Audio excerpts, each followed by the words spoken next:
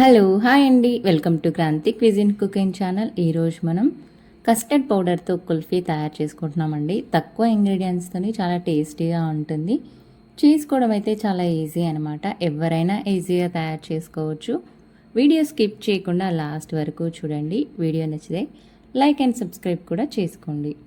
ఇప్పుడు ఒక mixie jar తీసుకొని దాంట్లో 5 టేబుల్ స్పూన్ల పంచదార, ఒక 4-5 యాలక్కాయలు, ఒక 10-15 కాజు, 1 టేబుల్ స్పూన్ కస్టర్డ్ పౌడర్ వేసుకొని మెత్తగా మిక్సీ పట్టేసుకోండి. ఇప్పుడు స్టవ్ పై ఒక కడాయి పెట్టేసుకొని దాంట్లో ఒక 1/2 లీటర్ పాటు పాలు వేసుకొని బాగా మరిగించుకోండి. పాలనేవి బాగా మరిగిన తర్వాత దీంట్లో మనం మిక్సీ పట్టేసుకున్న పౌడర్ని వేసుకొని ఒక 2-3 నిమిషాల పాటు మరిగించుకుంటే చాలన్నమాట. ఇది చిక్కబడుతుంది. ఇలా చూపించిన విధంగా ఇంత చిక్కబడితే సరిపోతుందన్నమాట. ఇప్పుడు దీన్ని స్టవ్ ఆఫ్ చేసేసుకొని ఒక 1/2 అవర్ పాటు రూమ్ టెంపరేచర్ వచ్చేంత వరకు పెట్టేసుకున్న తర్వాత మిక్సీలో వేసుకొని ఒకసారి మిక్సీ పట్టేసుకోవాలన్నమాట. ఇప్పుడు ఐస్ క్రీమ్ బ్యాటర్ని ఇలా చూపిస్తున్నట్లుగా గ్లాసులో వేసుకోండి.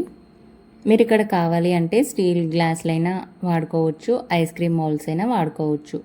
ఇలా గ్లాసులలో ఐస్ క్రీమ్ బ్యాటర్ వేసుకున్న తర్వాత పైనుంచి అల్యూమినియం పేపర్తో ఇలా కవర్ చేసేసుకొని మధ్యలో ఒక నైఫ్ తీసేసుకొని ఒక హోల్ లాంటిది పెట్టుకోవాలన్నమాట. సన్నగా ఇలా చూపిస్తున్నట్టుగా పెట్టేసుకొని దీంట్లో ఐస్ క్రీమ్ స్టిక్ పెట్టేసుకుంటే సరిపోతుందన్నమాట. ఇలా చూపించినట్లుగానే మిగతావన్నీ పెట్టేసుకొని ఒక 6 నుంచి 7 గంటల పాటు డీప్ ఫ్రిడ్జ్లో పెట్టి తీసుకుంటే మన కస్టర్డ్ కుల్ఫీ అనేది తయారైపోతుందన్నమాట.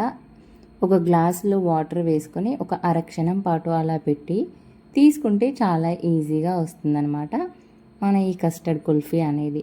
చూస్తున్నారు కదా, కస్టర్డ్ కుల్ఫీ అనేది ఎంత ఈజీగా తయారు చేసుకోవచ్చు.